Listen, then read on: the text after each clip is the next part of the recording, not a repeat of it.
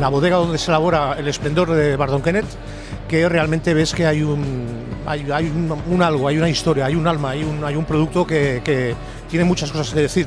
Y luego, sobre todo, también la calidad, evidentemente, ¿no? Y digamos, esto es gracias a que Torres, sensibilizados por el tema del cambio climático, ha ido a buscar viñedos de altura, y esa altura pues da esa frescor, esa acidez que, digamos, a mí me seduce, me gusta.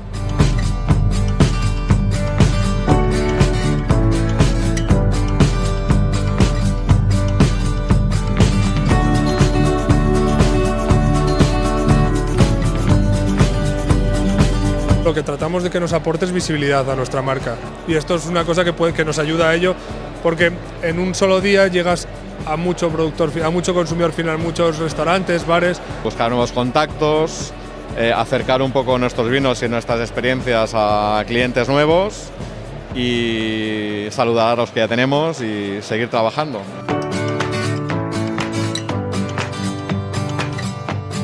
Mallorca me parece una plaza muy interesante. La verdad que el consumo en las Islas Baleares está disparadísimo, tiene un consumo.